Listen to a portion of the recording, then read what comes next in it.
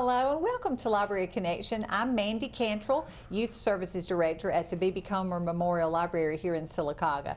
Before I get started, I'd like to thank Robert and everyone here at TV 47 for allowing us to put on this program. And today I want to talk about something over the Christmas break and into the next month, into January, we did a fundraiser at the library to raise money for the Sylacauga Animal Shelter.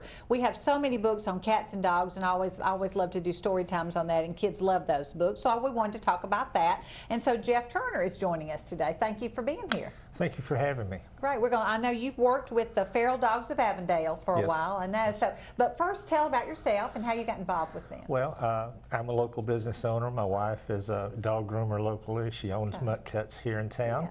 Yeah. We got involved with the shelter and with feral dogs about 4 or 5 years ago, and we've been, volunteering for them ever since.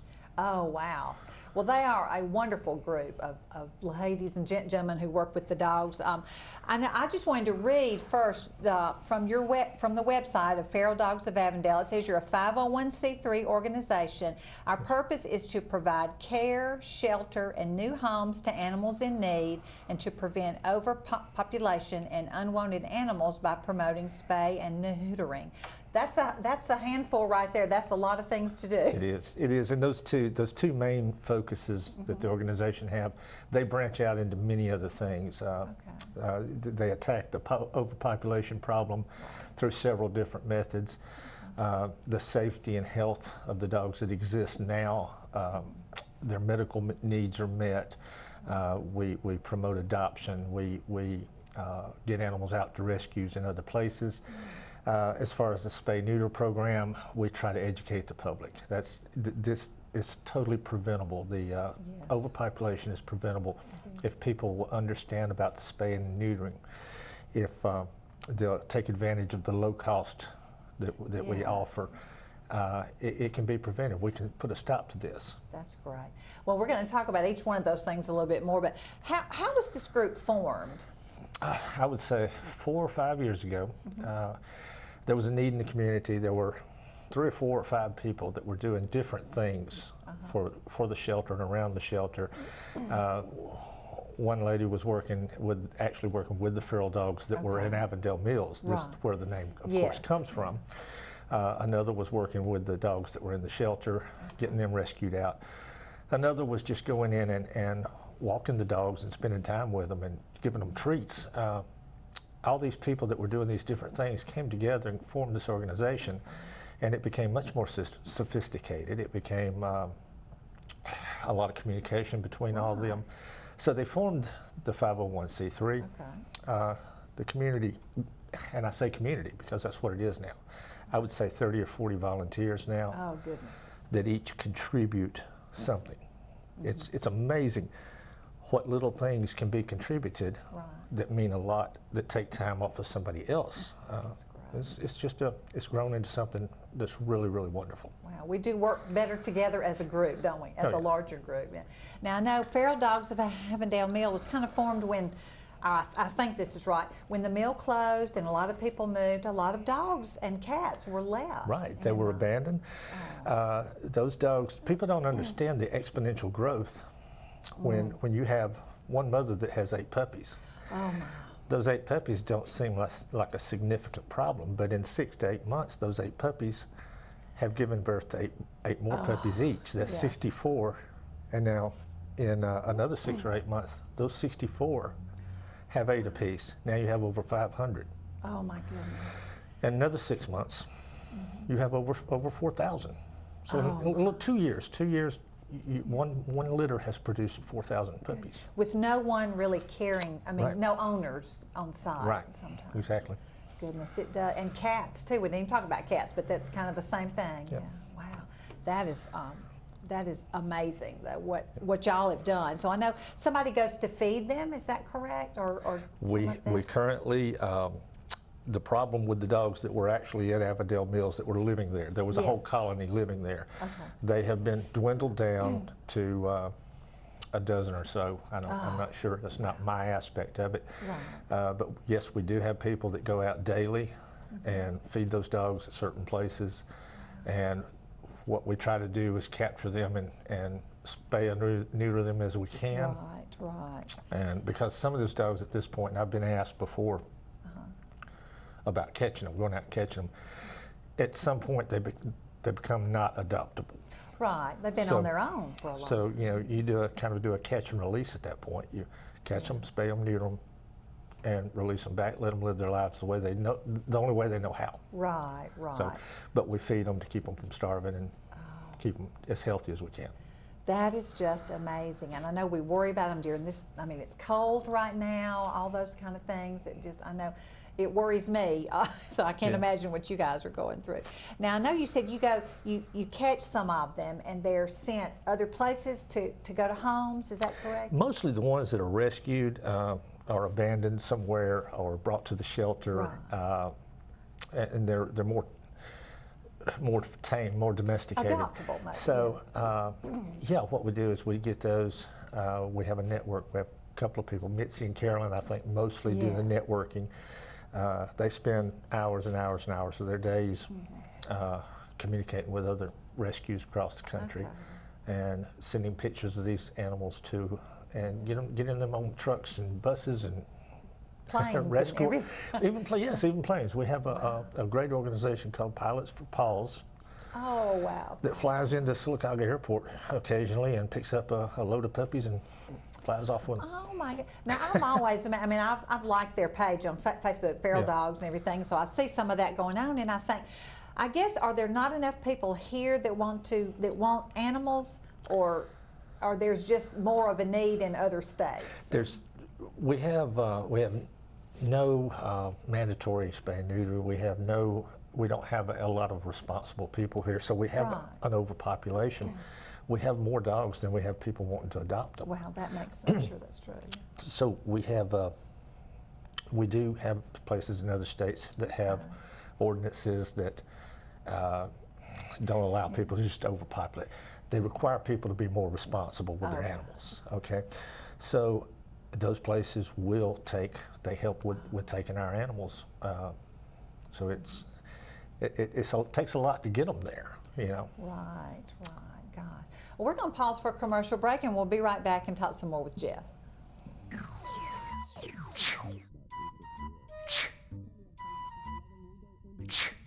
Home making you sick? Moisture and unsafe air from your crawl space can infiltrate your home, causing health hazards and high utility bills.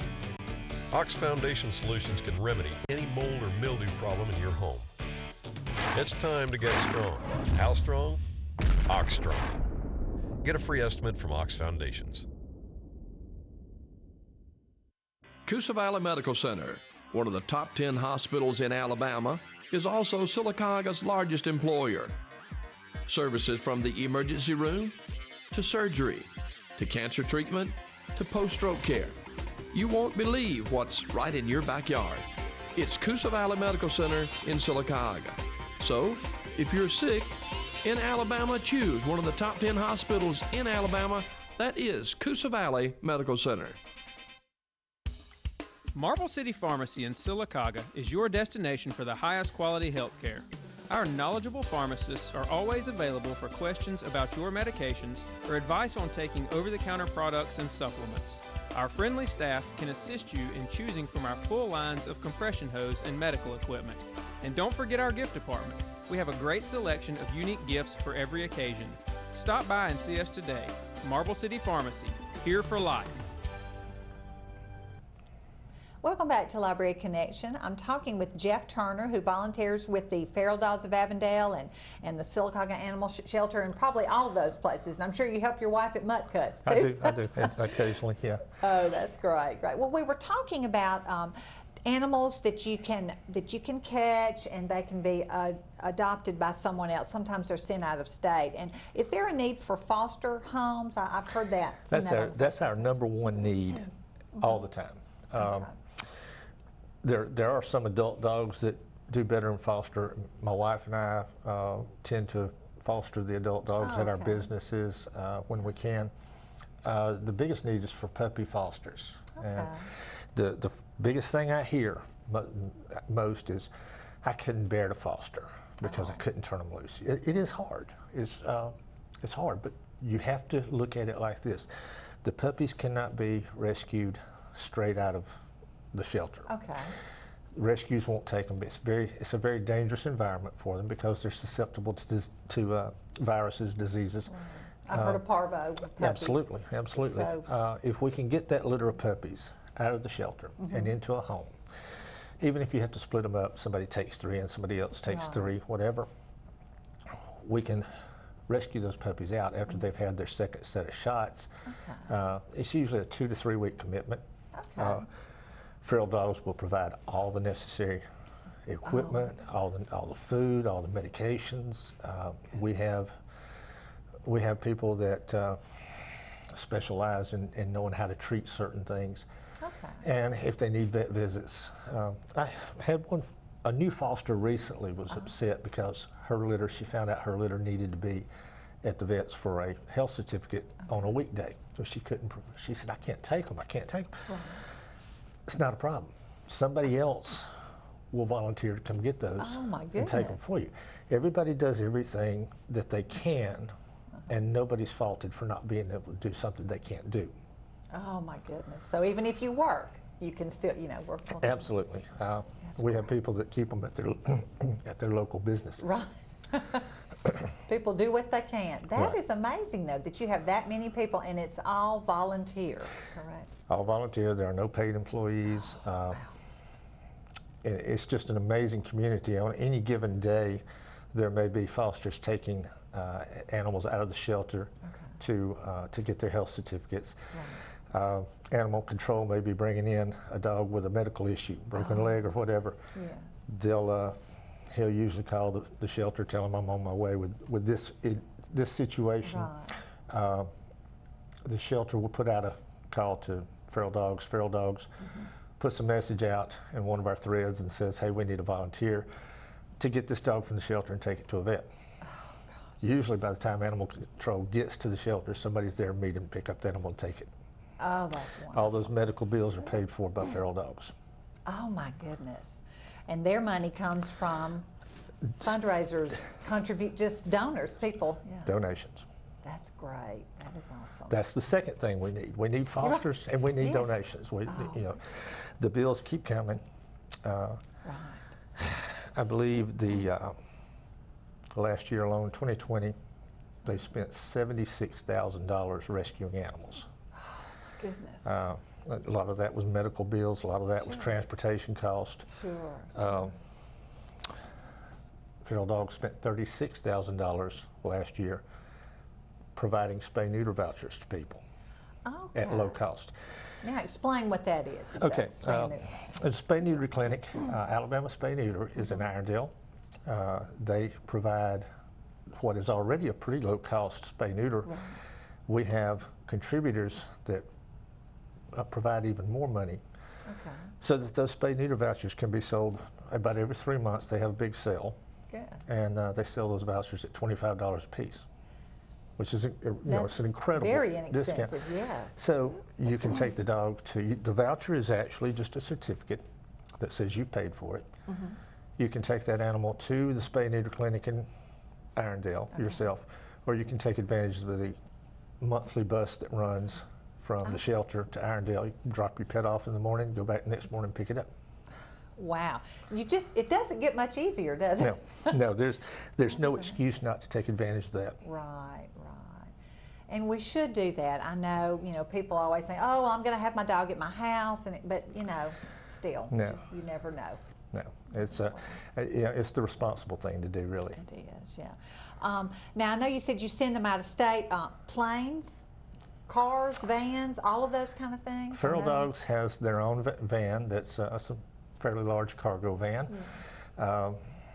Usually that van is used to take animals to the vets for Right. health certificates, take animals down to Clanton to meet a bigger relay that takes animals to, I think Wisconsin, New Jersey. Oh, goodness. There's another transport that comes from Florida a couple of Okay. times a month. She comes up and picks up all kind of puppies and dogs and Wow. takes them down to South Florida. They have their own transport. Goodness. So y'all have quite a network with people all over the country. Yes, absolutely. That is great. It's so nice to work together for things like that. That's Yeah. great. Now, we talked a lot about dogs. What about cats? Oh, cats. Yeah, on that same day that somebody's taking a dog to the health certificate or taking a dog to the vet or a cat to the vet, there may be another volunteer that's taking a cat over to PetSense. Oh, that's right. You have a PetSense keeps, I think, four cages of cats and adopts them out. It's a great point of adoption for cats. Yes. But you know, there again, a volunteer goes to the shelter, picks up a new cat, takes it to the PetSense, cleans out all the cages every day, and we also have kitten fosters. Oh, okay. So the young kittens that are brought in need to be out of the shelter. Same reason. Right. They need to be out of the shelter to be a safe, warm environment. Right. And not that the shelter is a bad place. Shelters, we have a wonderful shelter. Yes, A great staff, and yes. they do a great job. But there's a point where their responsibility stops, and our organization has to step in. And I would think they have a pretty constant flow of dogs in, dogs out, dogs in, and you don't really know what you're getting in Right. until it's in. Oh no, I think they average about 200 animals intake a month. Wow. So, and you just can't adopt that many out. And the thing is, I mean, they get to work in the morning at 7 or 8 o'clock, whatever time they get there, and there'll be a litter of puppies sitting out there waiting on them that somebody has just dumped. That breaks my heart. You know, They are wonderful. if we wanted to put out a plea to the public, we'd ask them, if you do need to bring dogs to the shelter, try to do it during the time that they're open, where you can, you know, where they can do an intake on them and know a little bit about them. Oh, yes. Whether it's a dog, cat, or whatever it is, you know. There's, you know, nobody's going to slap your hand. They're going to be glad that nobody's you've going to find you. done it You're the going to right help the problem, you know, by letting them take care of it. Wow. Well, that is, I can't imagine just putting dogs or cats out and leaving them, because they're not going to sit right. I mean, Yeah. you know, I don't know. Anyway. Well, we're going to pause for another commercial break, and we'll be right back and talk some more with Jeff. Okay.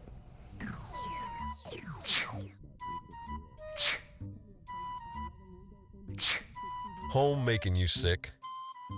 Moisture and unsafe air from your crawl space can infiltrate your home, causing health hazards and high utility bills. Ox Foundation Solutions can remedy any mold or mildew problem in your home. It's time to get strong. How strong? Ox Strong. Get a free estimate from Ox Foundations. Coosa Valley Medical Center, one of the top 10 hospitals in Alabama, is also Silicaga's largest employer.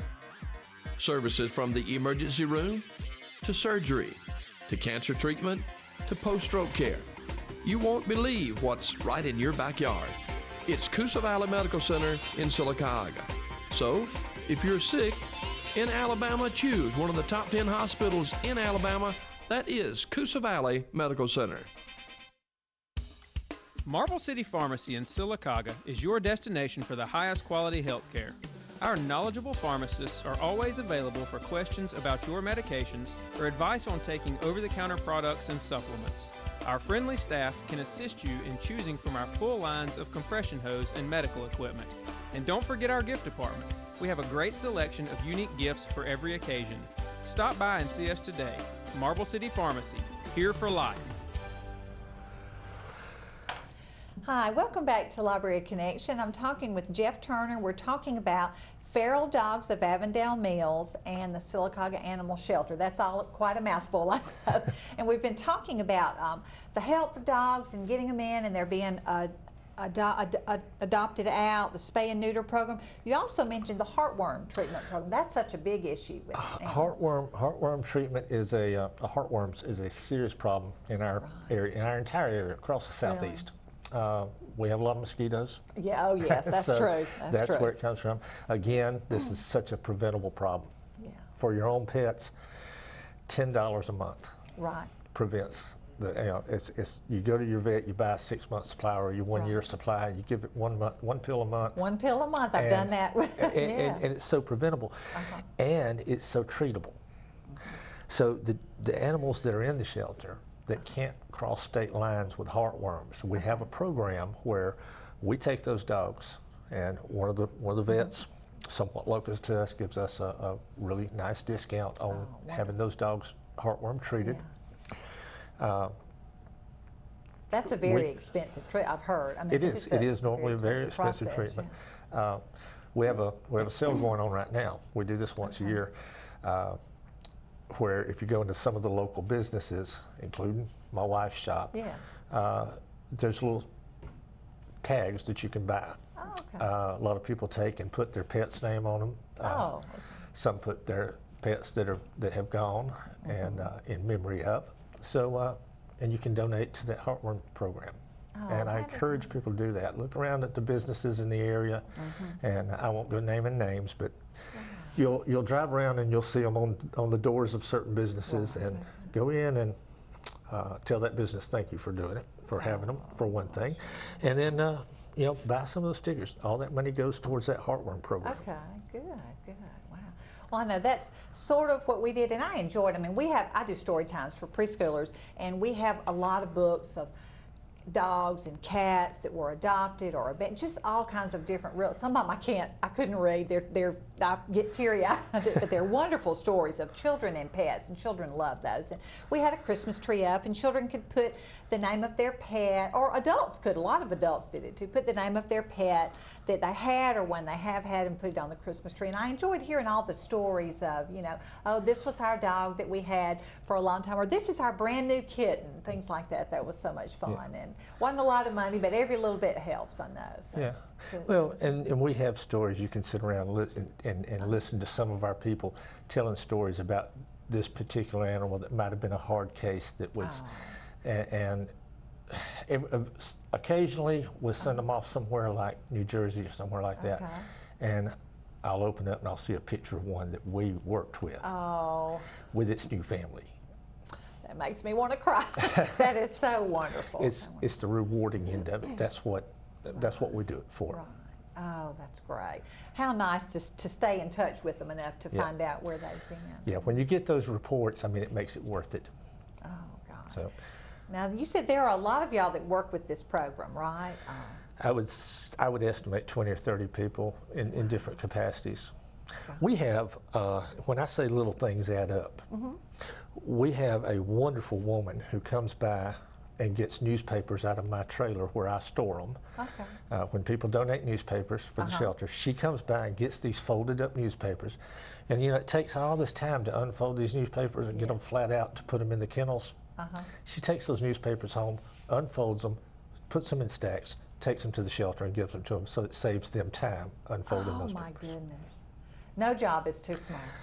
No, it is so appreciated. That is wonderful. And maybe there are things that she can't do. I don't know, but there are things that we all can do and can't do. So that is wonderful. Yeah, everybody does what they can do, and I mean, it's just a wonderful community. That's great. Do you ever have anything besides dogs and cats? That's what I've always kind of wanted to know. I have seen, or I've known that somebody brought a goat in one time. Oh, wow. And I believe there was a rabbit. Oh, at my one time. goodness. So there have been other things. Huh. I don't think they've had horses and cattle yet, but. Oh, well, maybe not. No. Well, that is a wonderful thing y'all do to work with these animals, and I know it must be hard to have them for a while and then give them away. But if you're giving them to a family that you know wants a pet, that's got to be very, very rewarding. There is the occasional what we call a foster failure. Oh, okay. I have 2 at home. Oh, okay. Well, one we were just going to bring home for 6 months, a couple of months, and that's been maybe 2 years ago, 3 years ago. And the other one is a small Chihuahua that I say we were going to foster it. My wife says when she saw the picture of it in the shelter, she said, "Bring it home." Okay. So she sent me a text and said, "Bring my dog home." Okay.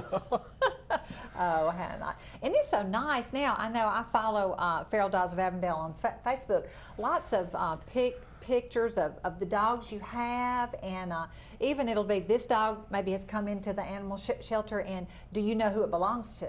So that is a wonderful way. They do match up. They through the Facebook page, they put out a message. You'll see it occasionally that say not up for adoption because it's on a 7-day hold. and occasionally we do find, we use that network to find the owners. That is, I know sometimes I'll say, hey, John, is this your dog? Or Carol, is this your, or something like that. So absolutely, that's nice. yeah. Everything spreads like wildfire on Facebook. So it does, doesn't it? Yeah, I know. it's a tool that is well worth its purpose. It is, I know. My neighborhood has a Facebook page, and you'll see occasionally on there, hey, there's a black lab in my front yard. Does it belong to anybody? So it's nice to be able to share all of that. Well, we just appreciate what y'all do. I know I saw the hashtag Be the Change. Yes. How can you kind of expound on that? Well, I think I can attribute that to Terry, I believe. Okay. Because I've seen the many excuse me, many times on her Facebook page where she says, let me see if I can remember. I always wondered why somebody didn't do something, and then I remembered. I realized I'm somebody. Yeah. I'm that somebody. That's true. So be the change, not just ask for change, not demand change, but make that change happen. That's true. That's true for this and for a lot of other things too. Right. That's great. I know we were talking earlier. I said I can't really foster dogs and cats in my house. I'd be sneezing my head off. I'm allergic to them. But there are other things, and y'all have fundraisers along sometimes, don't you? Right. Absolutely. If you follow our Facebook page, it's a mouthful. It's let's see, Feral Dogs of Avondale Mill and Friends of Sylacauga Animal Shelter. That's the page. I think that's the full title of the Facebook page. If you go to there and follow that, you'll be able to see our fundraisers. And if you have an interest in fostering or volunteering, we need people to foster puppies. We need people that may be free sometime during the day to take a dog to the vet or to drive dogs to the vet's office for health certificates, or to take a load of dogs down to Clinton to meet a transport. There's so many things that you can volunteer to do. Wow. And I know some of that you have to be trained to be a foster. There's a small train. It takes about an hour. Oh, okay, well, but there are things you got to know. we have a little orientation for fosters, and of course you have to sign up with the shelter. Sure. It's a small one-page application, just so they know where their dogs are going to. Absolutely.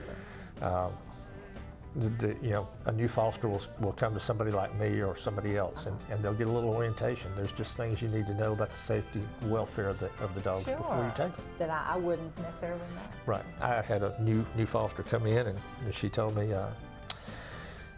with all the well-meaning, she said, "Oh, I'm going to take these puppies, and I'll get them outside. I'll let them outside and go out and play in my fenced-in yard." And I said, "No, we can't do that."